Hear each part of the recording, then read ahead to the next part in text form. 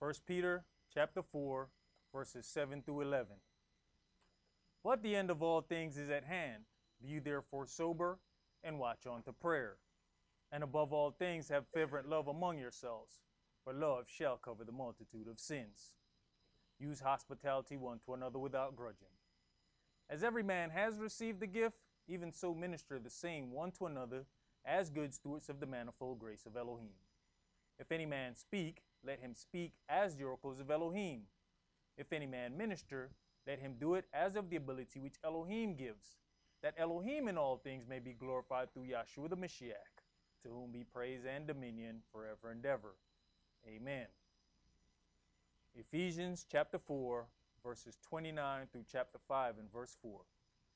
Let no corrupt communication proceed out of your mouth, but that which is good to the use of edifying, that it may minister grace unto the hearers.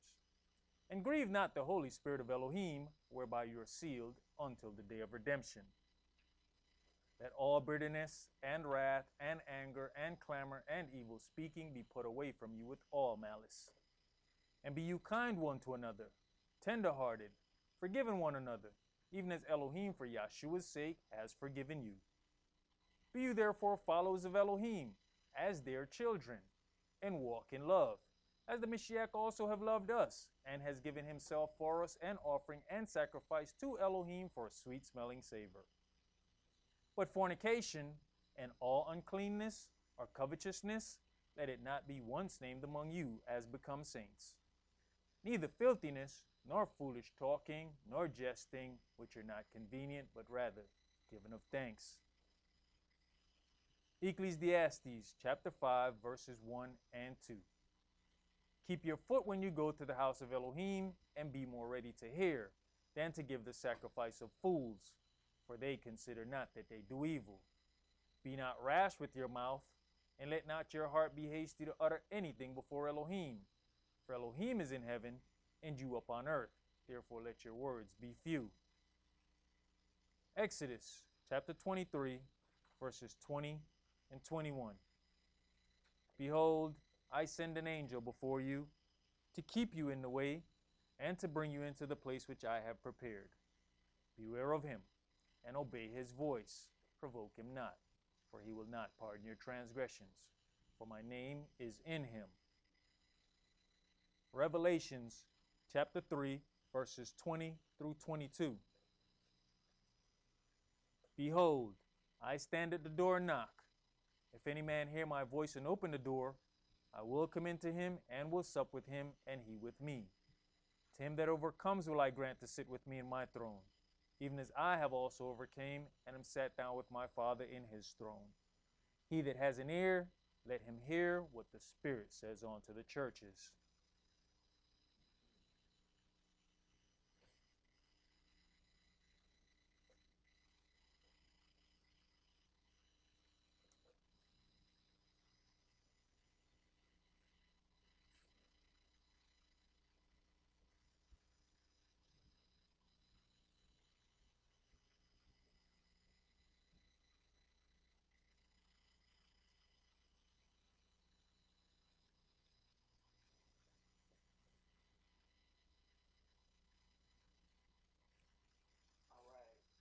Praise Yahweh for our choir. Well, it's been a lot of work being done to get those things going. So praise Yahweh, and I hope everything was okay with the broadcast this morning. We are going to begin today's sermon in Matthew chapter 19, and today's sermon is entitled The Restoration of the Forsaken. The Restoration of the Forsaken, and we're going to begin that in Matthew chapter 19, and we're going to read verses 16 through 30. When we consider all of the things that Yahshua the Messiah has gone through for the children of Israel, we kind of miss the part where the children of Israel are going to have to undergo some things for the restoration of the rest of the world. It is a part of being who we are, and the weight that has been placed on the children of Israel, because the other nations were not given a holy law to govern themselves. They were not given the these oracles that we were given. And to whom much is given, much is also expected. And you can tell that by the things that Yahweh ended up saying, that I will punish you 7 times more for your sins. And we look at the punishment that we undergo for things, and instead of us understanding the part about us being punished 7 times more for our sins, what we end up doing is getting into, well, this is not fair, or that's not fair.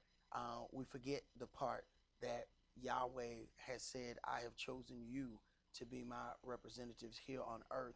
And it's not a situation whereby it's just what we undergo here in this country. Because if, as you start doing the research and finding out that our people are spread all across the globe, South America, Europe, and all of these other places, and they're undergoing the same things in all of those places. So it's not about a thing that what is just happening here in America. So we have to understand that because Yahweh doesn't move on man's timing, we have to understand that Yahweh still moves. Time only means something to people who are going to run out of it. Time means absolutely nothing to Yahweh. So while we begin to spaz out because we think that we've been going through some things for long enough, to Yahweh it is but a blink of an eye as far as how long we've even had to endure the things that we're going through. Matthew chapter 19, and let's start that at verse 16. And behold, one came and said unto him, Good master, what good thing shall I do that I may have eternal life? And he said unto him, Why call you me good? There is none good but one, that is Elohim. But if you will enter into life, keep the commandments. He says unto him, Which? Yahshua said, You shall do no murder, you shall not commit adultery, you shall not steal, you shall not bear false witness. Honor your father and your mother, and you shall love your neighbor as yourself. The young man says unto him, All these things have I kept from my youth up. What lack I yet? Now, when you look at these things, now we have popular televangelists telling us that if you even try to keep the commandments, then something is wrong with you. So now we have a serious problem that this is the New Testament, and the Messiah is saying the same things that Moshe said. You shall not do any murder. You shall not commit adultery. You shall not steal. You shall not bear false witness. What is wrong with these things? But because we have been given this whole belief of this prosperity doctrine, it has gotten us to believe that we can get the greatest gift of all, which is salvation, but we don't have to do anything for it. And that is a strange belief in itself. Go ahead. Verse 20. Verse 21. Yahshua said unto him, If you will be perfect, go and sell that you have, and give to the poor, and you shall have treasure in heaven, and come and follow me. But when the young man heard that saying, he went away sorrowful, for he had great possessions. Then said Yahshua unto his disciples, Verily I say unto you, that a rich man shall hardly enter into the kingdom of heaven. Not that a rich man cannot enter into the kingdom of heaven. A rich man shall hardly enter into the kingdom of heaven, which is interesting, since you have the prosperity doctrine that preaches money, money, money, yet it says a rich man shall hardly enter into the kingdom. And the issue is when we have certain things, it sometimes causes us, well, most of the time, causes us to not to depend on Yahweh our Elohim. Because if we believe that we can do these things ourselves, then what do we need Yahweh for? What do we need to even deal with a creator when we think that we have our own natural ability to achieve those things? Go ahead.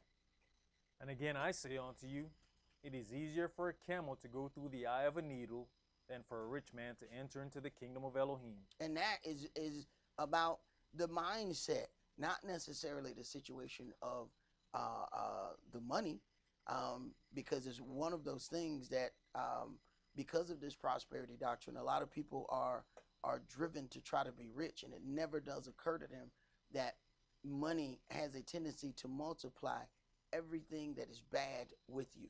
And we never consider that. And everybody buying a lotto ticket hoping they hit the lotto, and it never does occur to them that those little bitty small issues that you have in your life, money is going to allow you to multiply those little small problems, and they're going to be huge problems. So you could believe that you got a blessing and hit the lotto and end up and your entire life is ruined. So then your blessing turned into a curse because of those little small things in your life that was actually being kept level by your level of income. And we never consider that, and we want more and we want more, we want more, and it never does occur to us that Yahweh is keeping you from killing yourself by keeping you at this level right here. But that prosperity doctrine said, no, you should want more and you should have more. Well, if that's the case, then why would he even put in here that a rich man shall hardly enter into the kingdom of heaven if he wanted all us to be rich? So we have to consider that. It's not about the money in itself. It is about the mindset. And when you got some time, do a search on people who have won the lottery and look at what has happened to their lives after they got it. Divorces, lawsuits. Some of them got sued by their own family members. They got cousins and uncles that sued them. I mean, their life went upside down after they got rich. And they weren't ready for that. They were not prepared for that. They wasn't prepared for that small drinking problem to turn into a huge drinking problem. They wasn't prepared for that small smoking problem to turn into a large smoking problem. They wasn't prepared for that little wandering eye to turn into them being a straight whoremonger. They weren't ready for that. Go ahead. Matthew chapter 19 and verse 25. When his disciples heard it, they were exceedingly amazed, saying, who then can be saved? But Yahshua beheld them and said unto them, with men this is impossible, but with Elohim all things are possible. Then answered Cephas and said unto him, behold, we have forsaken all and followed you. What shall we have therefore? Right. Now, we have forsaken all and have followed you. They were about the work. They were about the business. And when you are about the work and the business, there are certain things that you have to take your attention off of. And the issue with the rich man, when you are constantly about your riches, that's where most of your time, energy, and thought is placed. When you are about the things of the kingdom, then a lot of those things have to be rearranged. And the problem with the rich mindset is you have to constantly look at this money, constantly try to figure out how you're going to get more of this money, constantly figure out those things. When you're about the things of the kingdom, you're not going to be able to do that. Go ahead. And Yahshua said unto them, verily I say unto you, that you which have followed me in the regeneration, when the Son of Man shall sit in the throne of his glory, you also shall sit upon 12 thrones, judging the 12 tribes of Israel. Right, so that's them. Now you're going on the next level. Go ahead. And everyone that has forsaken houses, or brethren, or sisters, or father, or mother, or wife, or children, or lands, for my name's sake. Right, for my name's sake, not because of some ism and schism that you got with your family or your friends. No, the people who have had to forsake these things because of the word. And as you start getting into this word, you'll find that it'll drive sometimes a wedge in between you and your family, because they are accustomed to one lifestyle and your culture leads you unto another one. So they'll say, well, why do you do this? It was interesting. I was watching a episode of Blackish, and they had a problem with the women bringing the men a plate. And as strange as that sounds, when I first got into this word, I noticed that there were family members that had issues when they saw the women going to get a plate for the men, because this whole independent woman thing, saying he can walk, he got legs of his own, he can get his own plate. Why you going to get him a plate? And it was amazing because it was bothering the other women who were not doing that. So then, instead of them having, this is how you know that people are about themselves. When you say something about you and then they automatically say, well, I ain't ready for all that. We're not talking about you, we're talking about me. So what you just did then is took my life and tried to overlay it on top of yours. No, how about you live your own life and leave mine the hell alone? So then you have people that's trying to, when the sisters in the word come around and they automatically start making a plate for, their husband, the other wives start trying to talk them out of making a plate. And it was interesting. Now, I'm watching this in my own family. I'm watching them try to talk them out of it. And I'm like, wow, because what it's doing is it's shining a light on what they don't do. So they automatically felt a certain way. Now, watching this episode of Blackish, as they were going back and forth, it was the lady who played Florence that ended up saying, I made my husband a plate because the world treated him so bad. He had to go through so much out there in that street. The least I can do is make him feel like a man when he got home. And it changed everybody's thought process once she said that. But it's amazing how we have these two different thought processes of culture in between the same group of people.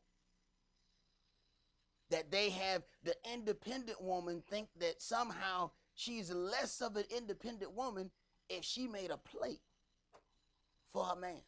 There's something seriously wrong with that thought process. Go ahead. Shall receive 100-fold and shall inherit everlasting life. Verse 30. But many that are first shall be last, and the last shall be first. All right, let's go to 2 Samuel chapter 11.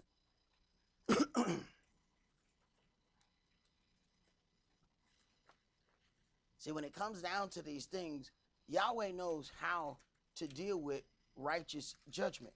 And although we have, this law that's right before us, Yahweh knows when to apply each aspect of that law. Like people will ask, what about, my parents who didn't have the opportunity to hear the truth? Will they still be judged by, such and such? The law is what the law is. But Yahweh also knows the difference between who has had an opportunity to hear his word. So you have one generation that is the generation before us, they didn't lack opportunity. The generation before that is something altogether different. I have two grandmothers, one 93, the other one 99. They didn't have, the education that we have. One of them is only went as far as the 3rd grade. So the law is still what the law is, but do understand that the judgment is going to be different based on what they had to do. They had to deal with sharecropping. We ain't never had to deal with that. They had to deal with being out in the field all day. We've never had to deal with that. We on our phones all day. Your judgment ain't going to be the same as theirs. 2 Samuel chapter 11, and let's start that at verse 1. And it came to pass, after the year was expired, at the time when kings go forth to battle, that David sent Joab and his servants with him, and all Israel, and they destroyed the children of Ammon, and besieged Rabbah. But David tarried still at Jerusalem. Right. The first part of this problem, and it came to pass when the time went for the kings to go forth to battle, David didn't go. He tarried at his house, already being at a place where he should not have been. Go ahead. And it came to pass in an eventide that David arose from off his bed and walked upon the roof of the king's house. And from the roof he saw a woman washing herself, and the woman was very beautiful to look upon. And David sent and inquired after the woman. And one said, Is not this Bathsheba, the daughter of Elam, the wife of Uriah the Hittite? Right. So, Dawid, see, in these days and times, because we got cable television, we accustomed to seeing people undressed. He wasn't accustomed to seeing nobody undressed. So now he is seeing something. First of all, he's at a place where he shouldn't have been, which the kings were supposed to be out there manning those troops. Now being in a place where he shouldn't have been, now he's seen something that he is should not have seen, and now it is causing him to do some things that he ought not do. Go ahead. And Dawid sent messengers and took her, and she came in unto him. And he lay with her, for she was purified from her uncleanness. All right. Now, I've said this before. When you deal with the timing of a woman being separated because of her cycle, directly when she comes off of that, it's the trick that nature plays on you, because right at that point she is extremely fertile. So now she has come off of her uncleanness, and now she is at this point where she is very fertile, and this is the point that he has now come together with this woman. Go ahead. And she returned unto her house. And the woman conceived, and sent and told Dawid, and said, I am with child. And Dawid sent to Joab, saying, Send me Uriah the Hittite. And Joab sent Uriah to Dawid. Now, we read in the beginning to start with what the Messiah said about adultery. So we then have this situation where adultery is mentioned in the Old Testament, adultery is mentioned in the New Testament. Yeshua has not changed that statute. So you already have that there's a serious problem there that has been committed. And that has been committed by both of these parties. Not just Dawid, the woman is married. She has committed adultery as well. Go ahead. And when Uriah was come unto him, Dawid demanded of him how Joab did, and how the people did, and how the war prospered. And Dawid said to Uriah, Go down to your house, and wash your feet. And Uriah departed out of the king's house, and there followed him a mess of meat from the king. But Uriah slept at the door of the king's house with all the servants of his master, and went not down to his house. And when they had told Dawid, saying, Uriah went not down unto his house, Dawid said unto Uriah, Came you not from your journey? Why then did you not go down onto your house, into your house? Now, so at this point, this is another one of those situations where people have a thought process, and they want to put that thought process on you. So if Dawid had been gone for a long time and he came, he would definitely have gone in to his wife. So he automatically believes that this brother is going to do the same thing. But he doesn't do that. Because at this point, had they not gotten to the point where she became pregnant, you have to wonder if any of that would have came out or how it would have came out. But now he's trying to push a situation, but in doing that situation, he's automatically thinking that once he brings this man home, he's going to do what he would do. And that's another problem that people have. Thinking how they would deal with something must be the way that you would deal with it. Go ahead. And Uriah said unto Dawid, The ark and Yisrael and Yehuda abide in tents, and my master Joab and the servants of my master are encamped in the open fields. Shall I then go in to mine house to eat and to drink and to lie with my wife? As you live it, and as your soul lives, I will not do this thing. So now this manipulative thing that Dawid is trying to implement has gone awry, because it's not going the way that he has planned it. Go ahead. And Dawid said to Uriah, Tarry here today also and tomorrow. I will let you depart. So Uriah abode in Jerusalem that day and the morrow. And when Dawid had called him, he did eat and drink before him, and he made him drunk. And at even he went out to lie on his bed with the servants of his master, but went not down to his house. Mm-hmm. And it came to pass in the morning that David wrote a letter to Joab and sent it by the hand of Uriah. Right. So the whole thing of, once again, David is then believing how he would react. This man must react the same way. So let me fill him full of wine. Surely he gonna go see that nice woman he got. Still didn't work. See, sometimes when deception and manipulation goes forward, Yahweh will make sure that every last one of those things are blocked. Go ahead. And he wrote in the letter, saying, Set you Uriah in the front of the hottest battle, and retire you from him, that he may be smitten and die. So now he ends up going on another level because none of the other things have worked. Meaning what he was trying to do was to present this child as if it belonged to this man. Go ahead. And when it came to pass, when Joab observed the city, that he assigned Uriah unto a place where he knew that valiant men were. And the men of the city went out and fought with Joab, and there fell some of the people of the servants of David, and Uriah the Hittite died also. Then Joab sent and told David all the things concerning the war, and charged the messenger, saying, When you have made an end of telling the matters of the war unto the king, and if so be that the king's wrath arise, and he say unto you, Wherefore approached you so near unto the city when you did fight? Knew you not that they would shoot from the wall? Who smote Abimelech the son of Jerubbesheth? Did not a woman cast a piece of a millstone upon him from the wall, that he died in Thebez? Why went you near the wall? Then say you, Your servant Uriah the Hittite is dead also. So the messenger went and came and showed David all that Joab had sent him for. And the messenger said unto David, Surely the men prevailed against us, and came out unto us into the field, and we were upon them even unto the entering of the gate.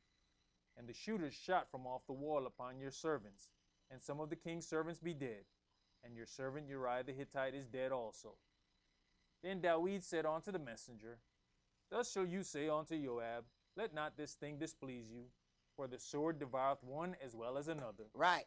So it's no big deal. The sword devours one as well as another. We know that this man was put in the hottest part of the battle so that he may die. And why? Because of what that word says. A woman is bound unto her husband as long as he lives. So if he can produce a situation whereby this man is killed, now that woman is available for him to marry. Go ahead. Make your battle more strong against the city, and overthrow it, and encourage you him. And when the wife of Uriah heard that Uriah her husband was dead, she mourned for her husband.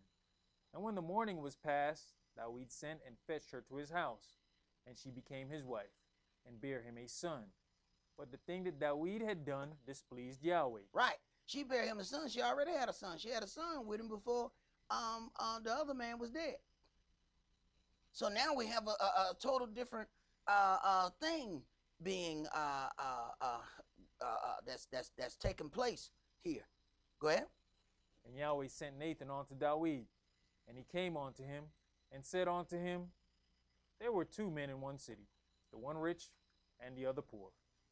The rich man had exceeding many flocks and herds, but the poor man had nothing, save one little ewe lamb, which he had bought and nourished up, and it grew up together with him and with his children.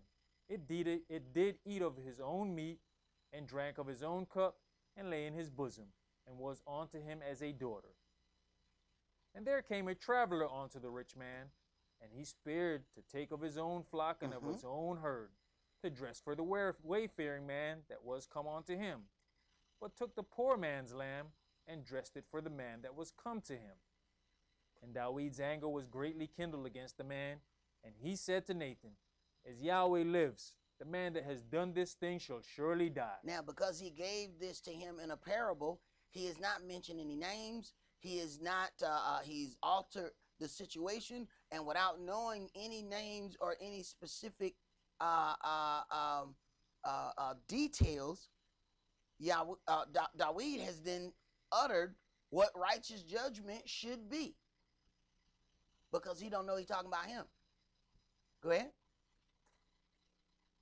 And he shall restore the lamb fourfold, because he did this thing and because he had no pity. And Nathan said to Dawid, you are the man. Right. Yahweh sent this man. So at this point, he believes that the deed that he has done is hidden. Not understanding that Yahweh is standing there watching all of these things come to pass. And after it's finished, he sends the prophet, now go in there and talk to him. Go ahead. Continue? Yeah. Okay. And Nathan said to Dawid, you are the man. Thus said Yahweh El of Israel, I anointed you king over Israel, and I delivered you out of the hand of Saul. And I gave you your master's house and your master's wives into your bosom, and gave you the house of Israel and of Yehudah. And if that had been too little, I would moreover have given unto you such and such things. So this is a man that he said he found Dawid, a man after his own heart. He says, whatever you had asked for, I would have given you. So why did you go and do this thing? Go ahead. Wherefore have you despised the commandment of Yahweh, to do evil in his sight? You have killed Uriah the Hittite with the sword, and have taken his wife to be your wife. Right. So even though he didn't do it with his own hands, Yahweh know you orchestrated it. So even in dealing with that in its little foul setup, you have Joab that put him in the battle. You had the other soldiers of the other land who end up doing what they had done. You don't hear any of these people mentioned when Yahweh starts dealing with this situation. So when it comes down to righteous judgment, Yahweh knows how to intricately go in and out and make sure that the things are interwoven to deal with the very parties that are involved for what things that they have done. So he ain't said anything to Joab. Joab was the one to put him right there. But Joab did it by the order of Dawid. And Joab did a whole lot of other stuff too. But so Yahweh like, no. Concerning this situation, you the one I'm going to get. Now consider, adultery is adultery no matter whether it's committed by a man or a woman. You're going to also hear that there's something different in how Yahweh ends up dealing with Bathsheba. Go ahead. And have slain him with the sword of the children of Ammon. Now therefore the sword shall never depart from your house, because you have despised me, and have taken the wife of Uriah the Hittite to be your wife. Thus says Yahweh, behold, I will raise up evil against you out of your own house, and I'll take your wives before your eyes, and give them unto your neighbor, and he shall lie with your wives in the sight of this son. Right, because you did this thing, I'm going to make sure that this sword is going to be in your house. You have to go through some things in this book to find out how many years later that this sword starts moving throughout Dawid's house. See, what ends up happening is after we do some things, we forget the multitude of our actions until those things start returning unto us, and then we don't know why they're there. Because we have that selective amnesia where we've forgotten these things. Understand, he has kids that are grown by the time these things start to return unto him. Go ahead. For you did it secretly, but I'll do this thing before all Israel and before the sun. Right. And one of his sons end up being with 10 of his wives on the top of a hill for all Israel to see. As he revolted, see, people don't know that's in the Bible. They're like, what Bible are you reading out of? What? That's in that book? That's in that book right there? Oh my goodness. That sounds like Days of Our Lives. I didn't know that was in the Bible. Right. And did it all before the sun. It wasn't nighttime. So that all Israel would see. When Yahweh deal with righteous judgment, his righteous judgment is what it is. See, no. You did this in secret. I'm going to do this in the open, so all of Israel will see. And then he had his own son to do it. And to add to that, when you talk about how Yahweh knows how to deal with righteous judgment, at this point, once the son goes into deal with those wives, a father and a son cannot go in unto the same woman. Now, Dawid is forced to still provide for those women for the rest of their lives, and he can't touch them. And ain't nothing worse for a brother to have to take care of something that he can't touch. Brothers don't like that right there at all. Go ahead. 2 Samuel chapter 12 and verse 13. And Dawid said unto Nathan, I have sinned against Yahweh. And Nathan said unto Dawid, Yahweh also has put away your sin. You shall not die. Howbeit, because by this deed you have given great occasion to the enemies of Yahweh to blaspheme, the child also that is born unto you shall surely die. Now, understand that this child is Bathsheba's child. So she has lost her husband in this deal. She is now going to lose her first child in this situation. So you got multiple things happening within this. And this is all being committed by a man that Yahweh has already made promises to. Go ahead. And Nathan departed unto his house, and Yahweh struck the child that Uriah's wife bare unto Dawid, and it was very sick.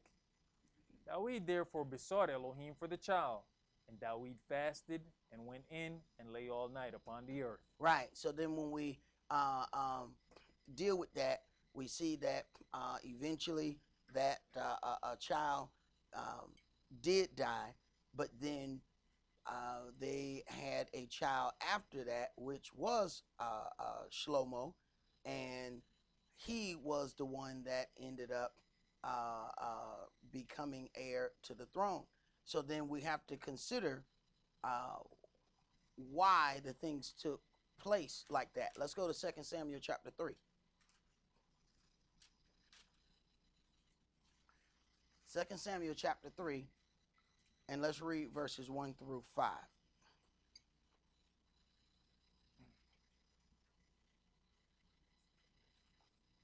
Verse 1. Now there was long war between the house of Saul and the house of Dawid.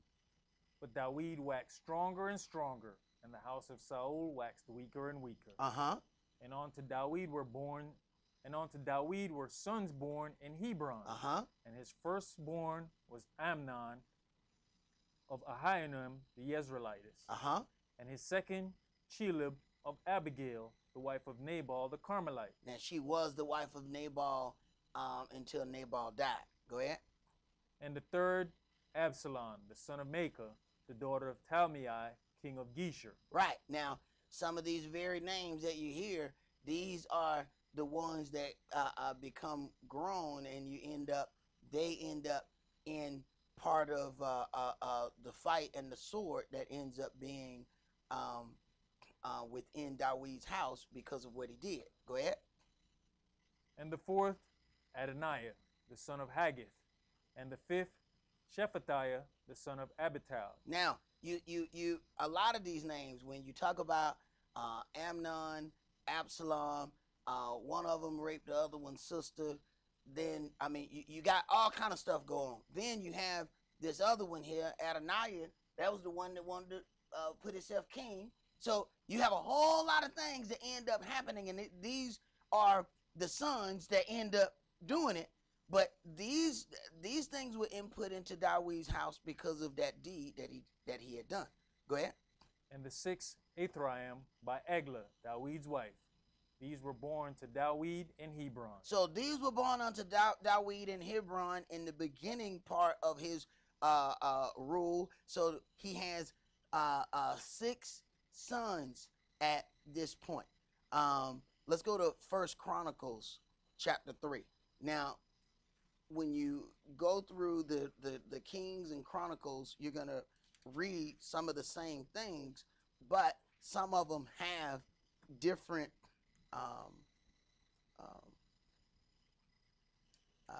a little bit of different information in it.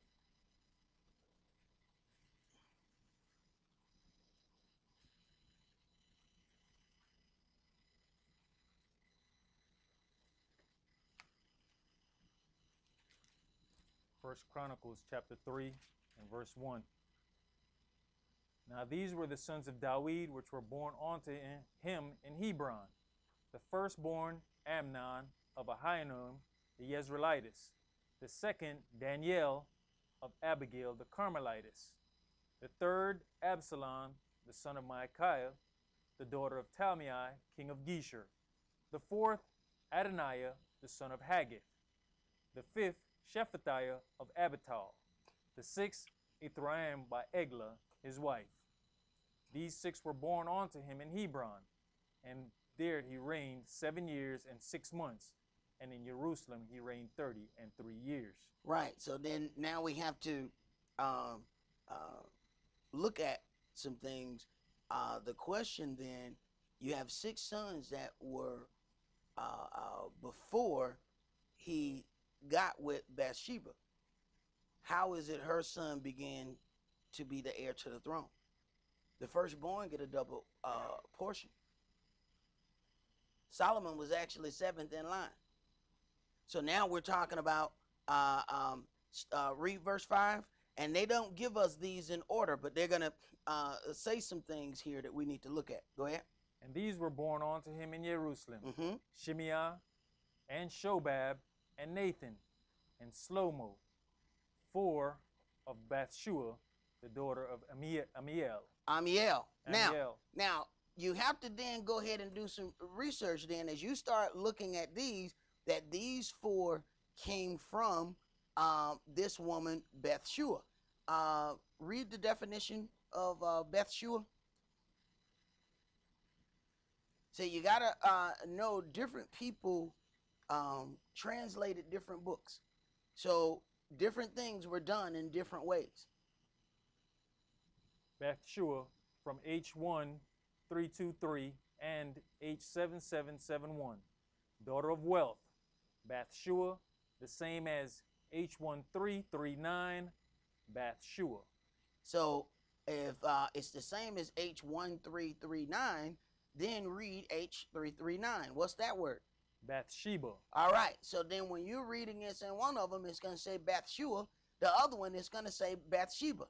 Now, in this one, this is how it throws you off. It says Bathshua was the daughter of Amiel, right?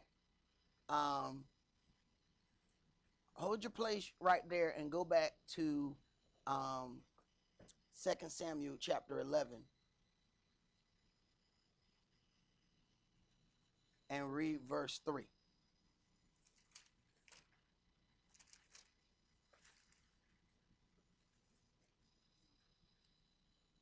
And David sent and inquired after the woman. And one said, is not this Bathsheba? So they say Bathsheba, who translated this one. Now, who does it say her father is? Go ahead. The daughter of Eliam. Now, this mentions a different name for the father. The other one said Amiel. This one says Eliam. Now, can you look at those words and see what happened?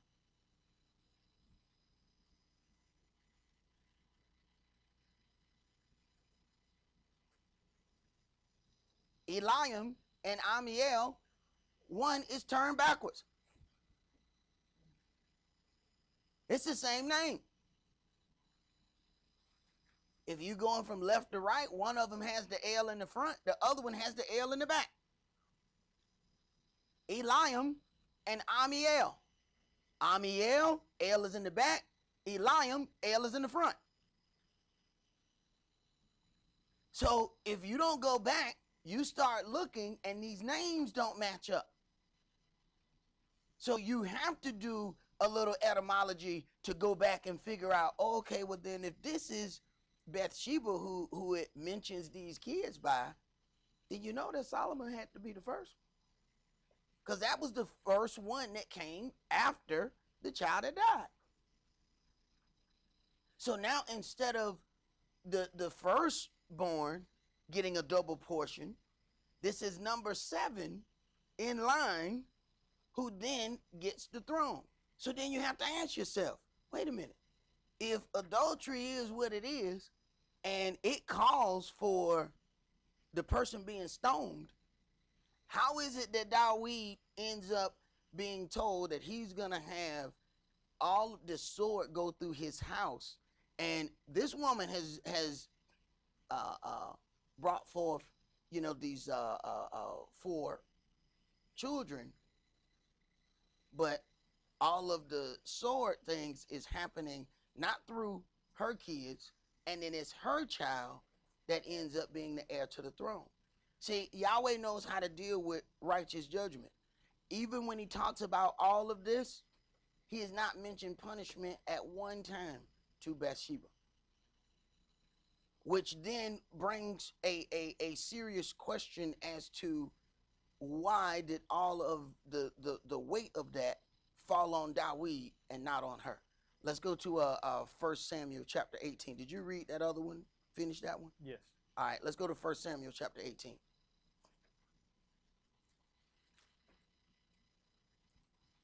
Because you see, when they brought the woman to Yahshua and said this woman was caught in the very act of adultery, he didn't judge the woman. Because first of all, it was a twisted trial, because they brought the woman but did not bring the man who she had supposedly committed adultery with. It was already a lopsided trial.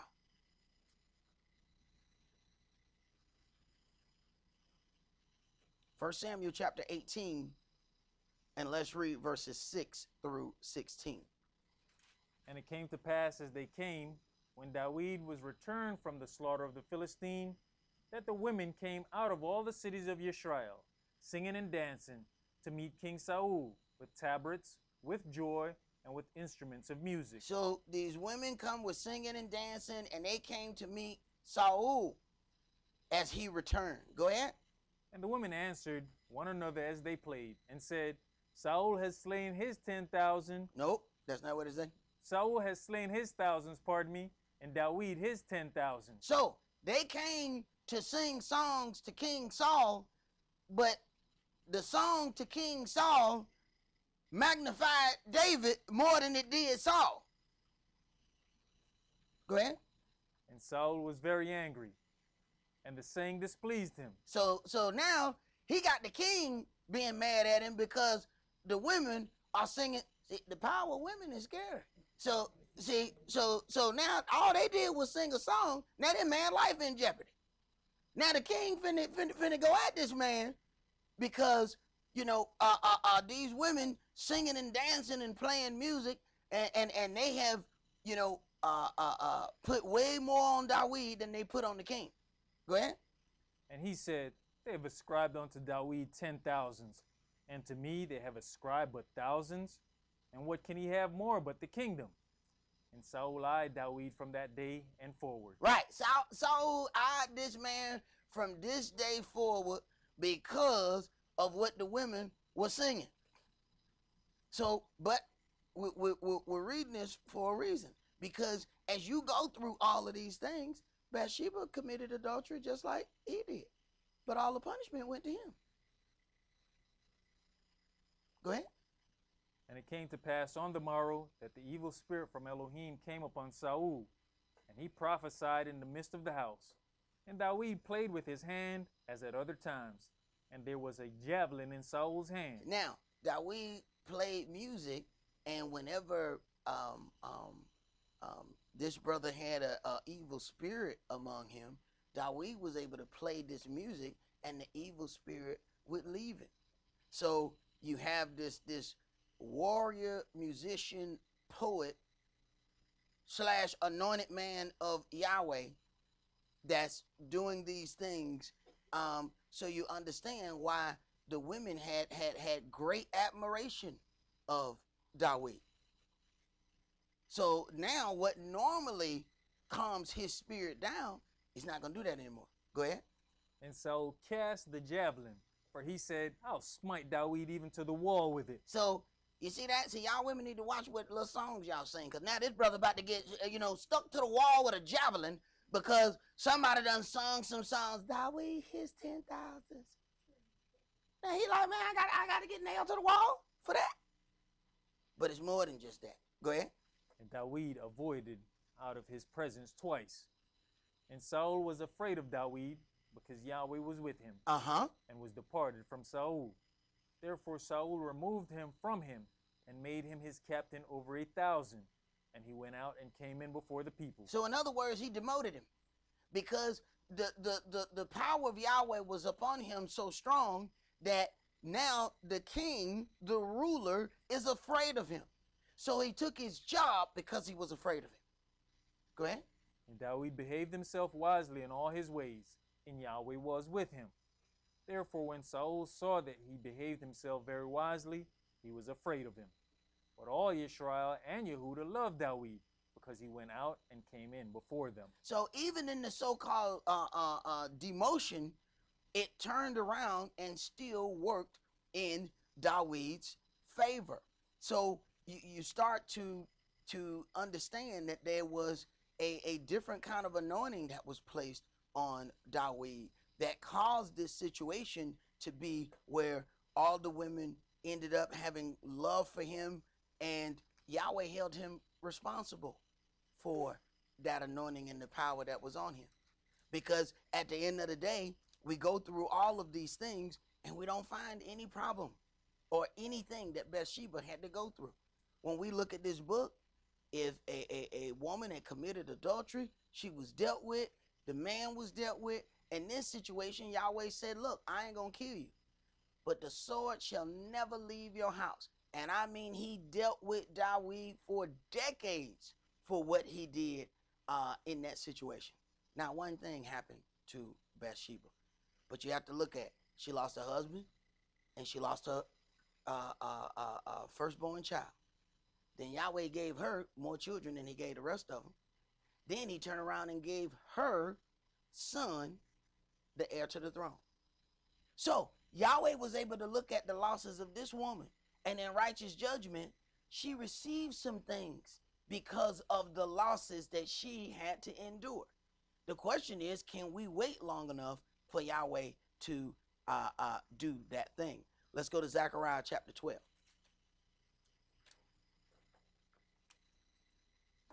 You know, brother, even in the situation with the songs, with her being called to him, it can show you that the favor he already had with the women before she even got called. So that calling probably put her on a whole different level. Man, the bottom line was David had enough things going on. I mean, a brother who can do one thing, is a standout. You know, you talking about a warrior, you talking about a poet, you talking about a songwriter, and then you talk about a handsome brother. Her spirit didn't stand a chance when she walked in there. It was a done deal. She was dead on the stick, Jack. Once he called in there, it was a done deal. What time we gonna do this? Because it's a done deal. Whatever you ask, that's what's happening. So, Yahweh didn't deal with her. You, I want you. And he dealt with him, and I mean he dealt with him. Because understand, if you got these women singing all these songs, she wasn't the only one that looked at David and thought, man, that brother got it going on. All them women singing, where they get them lyrics from? Who wrote the song? How they get that? Who got together and said, let's sing a song about David to hit 10,000? Yes. Who did that? Who did that? Right. Go ahead.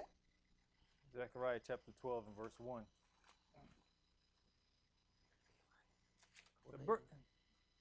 976. Okay, go ahead. The burden of the word of Yahweh for Israel. Says Yahweh, which stretches forth the heavens and laid the foundation of the earth and forms the spirit of man within him. Behold, I'll make Jerusalem a cup of trembling unto all the people round about, when they shall be in the siege, both against Yehuda and against Jerusalem. And in that day will I make Jerusalem a burdensome stone for all the people. All that burden themselves with it shall be cut in pieces, though all the people of the earth be gathered together against it. In that day, says Yahweh, I will smite every horse with astonishment, and his rider with madness, and I'll open mine eyes upon the house of Yehuda, and will smite every horse of the people with blindness. And the governors of Yehuda shall say in their heart, the inhabitants of Jerusalem shall be my strength, in Yahweh of hosts their Elohim. In that day will I make the governors of Yehuda like an hearth of fire among the wood, and like a torch of fire in a sheath. And they shall devour all the people round about, on the right hand and on the left. And Jerusalem shall be inhabited again in her own place, even in Jerusalem. Yahweh also shall save the tents of Yehuda first. Now, he's got to save Yehuda first. And listen, go ahead. That the glory of the house of David and the glory of the inhabitants of Jerusalem do not magnify themselves against Yehuda. So the house of David has so much anointing on it that he's going to have to save the rest of Yehuda first before he brings out the house of David, because their power and strength is so strong, it will magnify against the rest of the house.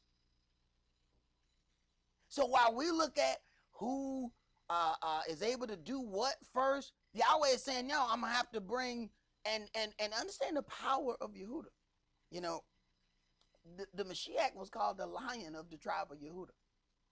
But Yahweh said, look, I got to deal with the rest of Yehuda first before I deal with the house of David, because they're going to have that much power that they will overshadow the rest of the whole kingdom. Go ahead. In that day shall Yahweh defend the inhabitants of Jerusalem, and he that is feeble among them at that day shall be as David, and the house of David shall be as Elohim. The house of David shall be as Elohim. So then when you talk about a brother having that kind of power, Yahweh held him responsible for that power. Not to say that he then okays anything that a woman does. Yahweh knew what he gave that man. And Yahweh dealt with that man for the power that he gave that man. Go ahead. As the angel of Yahweh before them. All right, let's go to Hebrews chapter 12.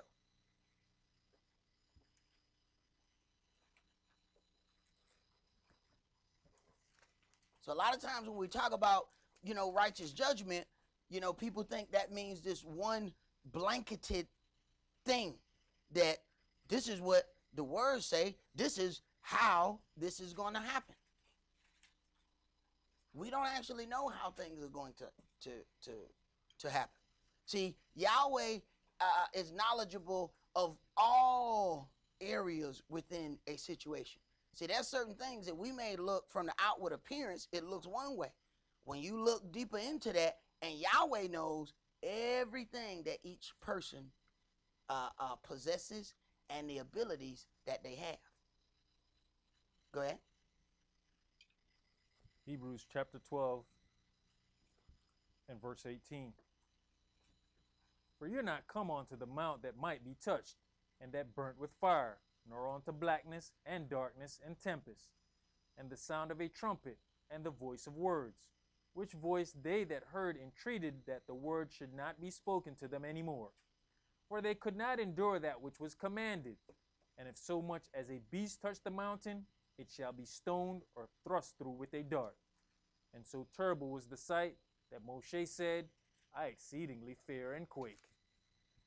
But you are come on to Mount Zion, and unto the city of the living Elohim, the heavenly Jerusalem, and to an innumerable company of angels, to the general assembly and church of the firstborn. To the general assembly and church of the firstborn, what we end up having, and as you see that there is a division in some of those things, just like there are different, as it says, different administrations of angels, of jobs given in the church.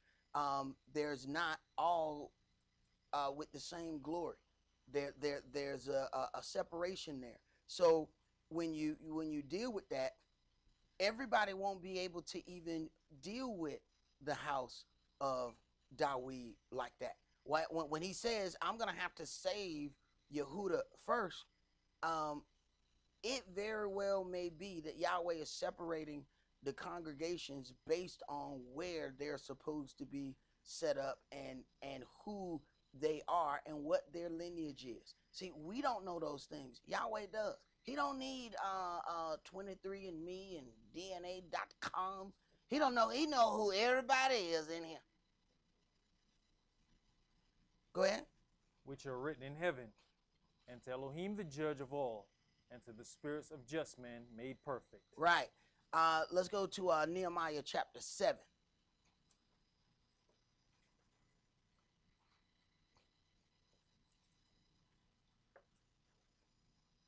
Because see, there's some things that because they have a certain amount of glory that people want to be a part of that, and sometimes they'll do that through any means necessary. Nehemiah chapter 7, and we're going to read verses 60 through 64. 548. All right, good. Nehemiah chapter 7 and verse 60. All the Nethinims and the children of Shlomo's servants were 392. And these were they which went up also from Telmeleh, Telharsha, Cherub, Adon, and Immer. But they could not show their father's house, nor their seed, whether they were of Israel. Right. So that whole thing that I'm Jewish through my mother makes absolutely no sense whatsoever. For them to produce anything of their lineage, they had to go through their father's line. If you call any one of them DNA people, they're going to end up asking you about your father's line. So if you call them DNA people and all you have is your mama stuff, they're going to tell you, well, it ain't but so much we're going to be able to do. Right. Because that lineage goes through the father. And see, that's not what we've heard dealing in today's society. What we hear is my mama and my daddy. We used to hear mama first, then daddy. That's not the way lineage goes. The man carries the seed. Go ahead. And the children of Deliah, the children of Tobiah, the children of Nekoda, 642. And of the priests, the children of Habiah, the children of Kaz, the children of Barzillai, which took one of the daughters of Barzillai, the Gileadite, to wife, and was called after their name. Right. So then, by being called after their name, they then are trying to implement themselves into that family lineage. Go ahead. These thought their register among those that were reckoned by genealogy, but it was not found. Therefore were they as polluted, put from the priesthood. They were not able to serve in the priesthood because they could not go through the registry and find where their fathers had been a part of that bloodline. Go ahead. And Tirhatha said unto them that they should not eat of the most holy things till there stood up a priest with Urimim and Thummim. All right, let's go to John chapter 10.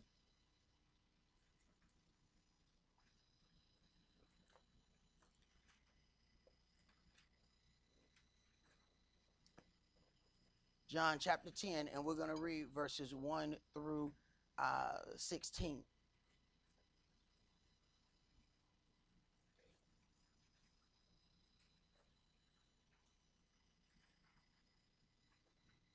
Yohanan chapter 10 and verse 1. Verily, verily, I say unto you, he that entereth not by the door into the sheepfold, but climbs up some other way, the same is a thief and a robber. Right. He that enters not by the door into the sheepfold, but climbs up some other way, the same is a thief and a robber. So when you talk about Yahshua being that door that we are supposed to enter through, being baptized in the name of Yahshua is that door. This is the way we come through. And if anybody tries to enter in through any other means, they're a thief and a robber. Who else would sneak through the window if they wasn't trying to steal something? Go ahead. But he that enters in by the door is the shepherd of the sheep. To him the porter opens, and the sheep hear his voice. And he calls his own sheep by name, and leads them out. And when he puts forth his own sheep, he goes before them, and the sheep follow him, for they know his voice. They know his voice. They know his doctrine. See? So when you spend time with this word and then somebody else, and you have people that just, they go off on the internet and they'll listen to anybody. When you spend enough time with this word, when you get out there and going on some of those sites and you start hearing some strange stuff, it should be some tingling in your ears. So wait a minute now, something don't sound right with this here. See, my sheep hear my voice. They will not follow someone else. They will not follow strange doctrine. And I knew when my elder was alive, there were people that heard the same word that I heard. So how, when my elder died, they allowed somebody to get them to sell all their possessions and move up somewhere and buy a compound and put the women on one side and the men on the other side. I don't know how the hell they let that happen, because that word sounds strange to me from day one. I like that. Don't sound right. See, my sheep hear my voice. So Yeshua's sheep automatically said, "No, bro, that don't sound right." See, then the other people said, "Well, you causing problems, Sock." Yeah, well, y'all do whatever y'all gonna do, but that right there don't sound right.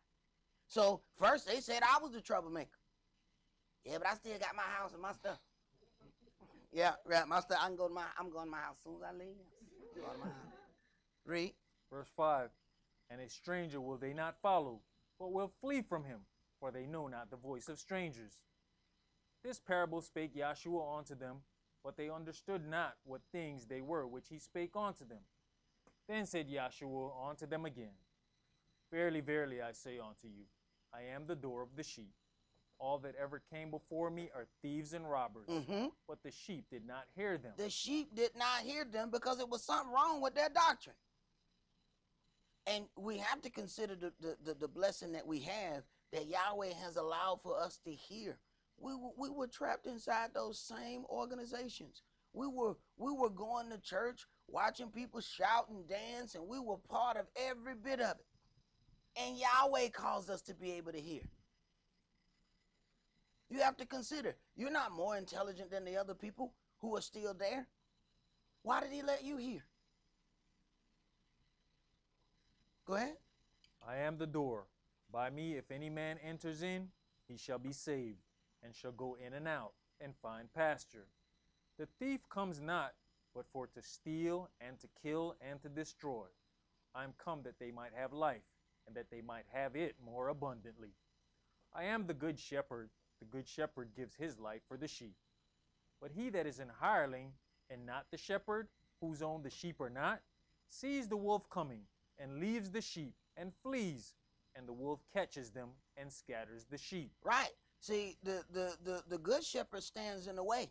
When people come in trying to teach strange doctrine, we step in the middle of that.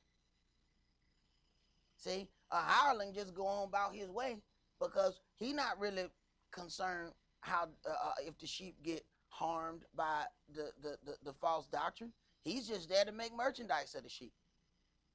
But the good shepherd is going to stand in the way. No. You're not going to be able to come in here with them strange doctrines. See, there's some people that believe, if you want your congregation to grow, you need to accept all kind of people. Yeah, I accept all kind of people that sit down and not spread them false doctrines. When they come in here with the false doctrine, when you come in here telling me you the third Elijah, I can already tell you that you ain't gonna be here too long. I can tell you probably gonna be out before we get to the end of this sermon. You're pretty much gonna be out of here. You can believe that. See, when you come with that strangeness, it's gonna be a problem. Go ahead. The hireling flees because he's an hireling, and cares not for the sheep. Right, cares not for the sheep. The hireling cares about himself. Go ahead. I am the good shepherd, and know my sheep, and I am known of mine. As the Father knows me, even so know I the Father, and I lay down my life for the sheep. And other sheep I have, which are not of this fold, them also I must bring, and they shall hear my voice, and there shall be one fold and one shepherd. Right. Let's go to 1 Samuel chapter 21.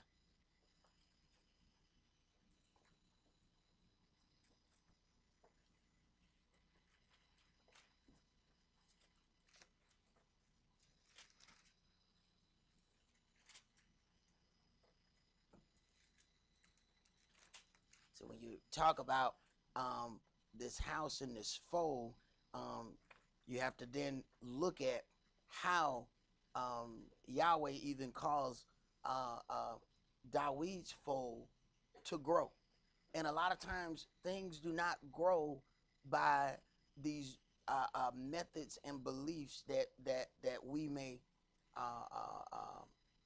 think of. Yahweh is allowed the opportunity to cause something to grow by any means. The earth and the fullness therein belongs to him.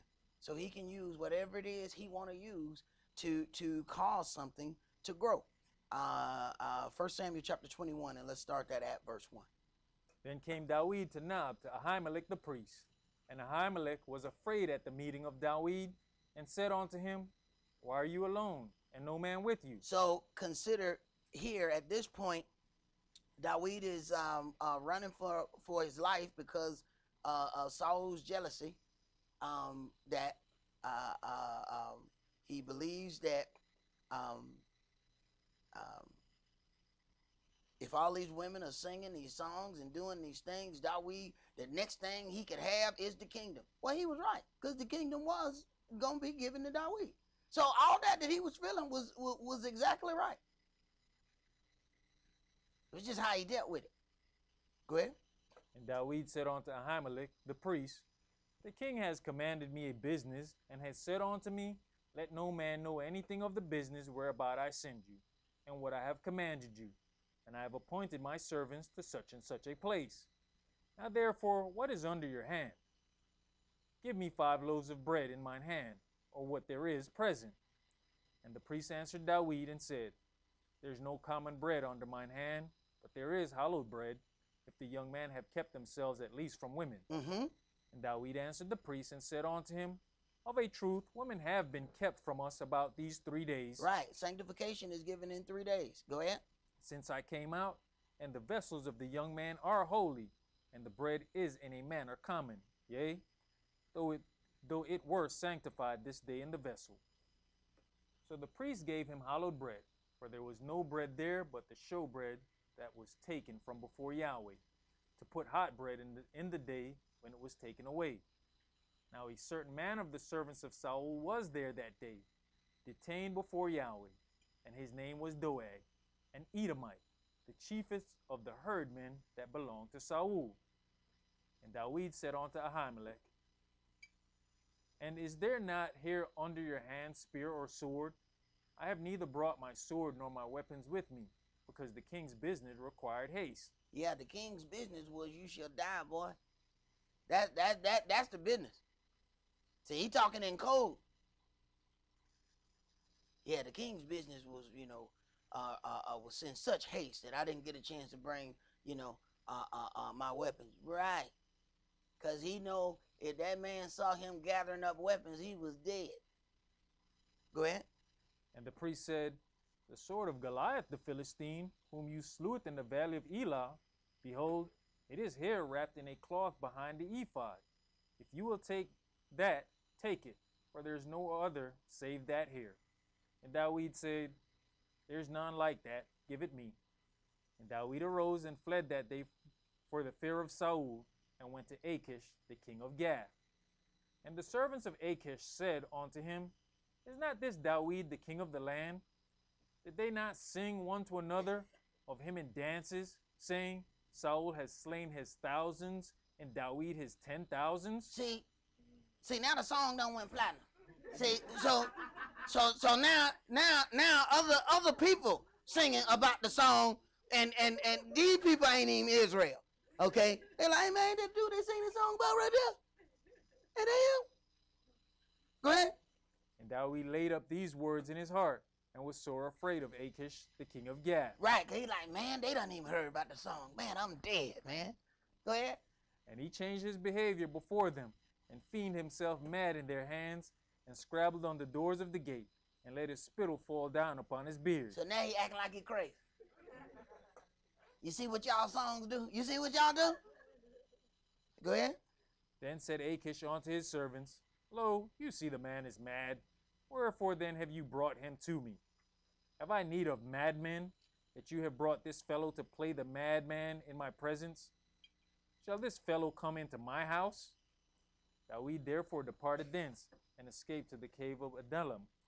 And when his brethren and all his father's house heard it, they went down thither to him. Right. Now, consider this. Now, he got before this man. He was afraid. The man done heard this is a powerful man. He has now heard all of this song. So he wondered, man, what he doing here? So he gets scared, act crazy, let spit run all down his beard and whatnot. So he can, he scratching all at the doors, So he doing all that. So the man was like, get this crazy dude out of here, man. So that then drives him to go to a cave. But look at what Yahweh do. So he goes to the cave, and then his brethren in his father's house, they then come down to him. Go ahead. Verse 2. And everyone that was in distress, and everyone that was in debt, and everyone that was discontented gathered themselves unto him. Right. Everyone that was in distress, everyone that was in debt, everyone that was discontented gathered themselves unto him. So then Dawid is then growing in mighty men through the problems that those men had in other places. So Yahweh was then driving these men to him. So he's not growing out of good means. Go ahead. And he became a captain over them, and there were with him about 400 men. So as all of these people begin to go through their problems, Yahweh is then growing this man. Go ahead.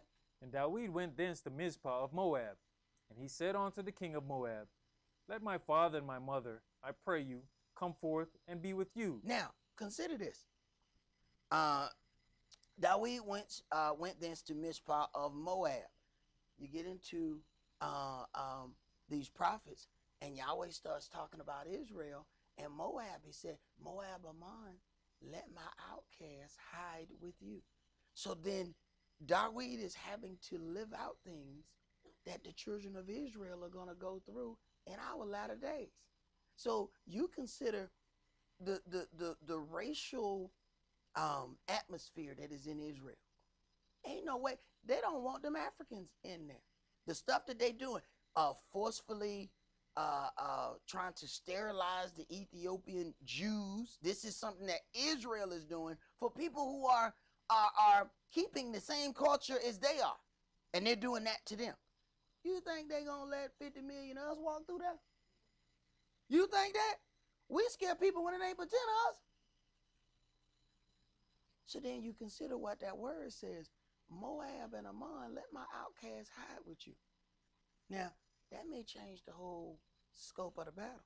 Because they've been over there tearing them Palestinians up. See, these are the people that they call the Palestinians. Now, you add all of a sudden a whole bunch of us to that scenario, and it's the same thing. Yahweh does the same things over and over. You learn your future by going through your past. Go ahead. Till I know what Elohim will do for me. Verse 4. And he brought them before the king of Moab, and they dwelt with him all the while that Dawid was in the hold. All right. Let's go to Psalms chapter 25.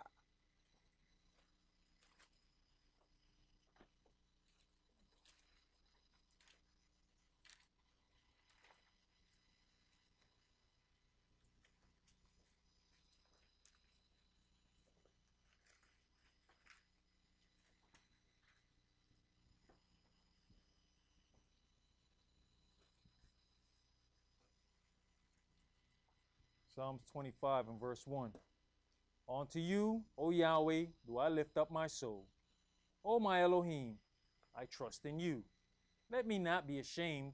Let not mine enemies triumph over me. Yea, let none that wait on you be ashamed. Let them be ashamed which transgress without cause. You know, there's one part of Dawid that I forgot to mention. Prophetic. There were some of those songs that Yahweh led him to write that ended up being prophecy for things that's going to come way on down the line. Go ahead. Show me your ways, O Yahweh. teach me your paths. Lead me in your truth and teach me, for you art the Elohim of my salvation. On you do I wait all the day. Remember, O Yahweh, your tender mercies and your loving kindness, for they have been ever of old. Remember not the sins of my youth, nor my transgressions. According to your mercy, remember you me, for your goodness' sake, O Yahweh. Good and upright is Yahweh, therefore will he teach sinners in the way. The meek will he guide in judgment, and the meek will he teach his way. All the paths of Yahweh are mercy and truth unto such as keep his covenant and his testimonies. All the paths of Yahweh are mercy and truth unto such as keep his covenant and his testimonies. What we have been taught today is that we can have all of these things, but we don't have to do anything for it. And how we get into the biggest trouble is believing that we are going to get something for nothing. Go ahead. For your name's sake, O Yahweh, pardon my lawlessness, for it is great. What man is he that fears Yahweh? Him shall he teach in the way that he shall choose. What man is he that fears Yahweh? See, for those that don't have the respect of Yahweh, he don't teach those people. And these are the things that we don't consider. So this is how people are stuck out in a place, going to church for 20, 30 years, and still don't know nothing. Yahweh won't deal with them people. And I mean, they done read the Bible about 3-4 times front to back. They read the pages that didn't even have nothing on it. It said print 1948. They read all them pages. They don't know jack. Go ahead. His soul shall dwell at ease, and his seed shall inherit the earth. The secret of Yahweh is with them that fear him, and he will show them his covenant. Mine eyes are ever toward Yahweh, for he shall pluck my feet out of the net. Turn you unto me, and have mercy upon me, for I am desolate and afflicted. Verse 14, the secret of Yahweh is with them that fear him. So those that have respect of him, and he will show them his covenant. So there are people that can't understand why when you start talking about certain things that they're not able to receive it. They're not able to deal with it. They don't have enough respect of Yahweh for him to even show them his covenant. So they don't believe they have to even have one. Go ahead. The troubles of my heart are enlarged. O bring you me out of my distresses. Look upon mine affliction and my pain, and forgive all my sins. Consider mine enemies, for they are many, and they hate me with cruel hatred. O keep my soul and deliver me. Let me not be ashamed, for I put my trust in you. Let integrity and uprightness preserve me, for I wait on you. Redeem Israel, O Elohim, out of all his troubles. Right, and we see that Dawid was not a perfect man. He made some mistakes, and some mistakes much greater than others.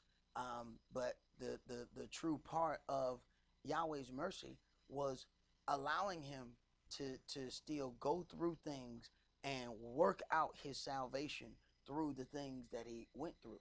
And how Yahweh is going to restore people for the losses that they have undergone, that is way above my pay grade. And if anybody's tell you they know that, then they on some different kind of stuff.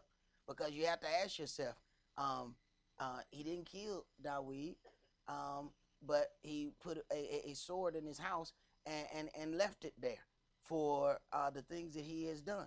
Then you have to consider, what is he going to do for this man that got killed that didn't have the opportunity to live out his life? See, Yahweh is the one that knows how to deal with righteous judgment. That doesn't mean that we don't do what we're supposed to do in this book, but Yahweh knows the whole story, and he is able to deal with things in righteousness and in truth in a level that we are just not able to do. But that's all that we're going to do for today. Remember the Sabbath to keep it holy. Shabbat shalom. Shabbat shalom.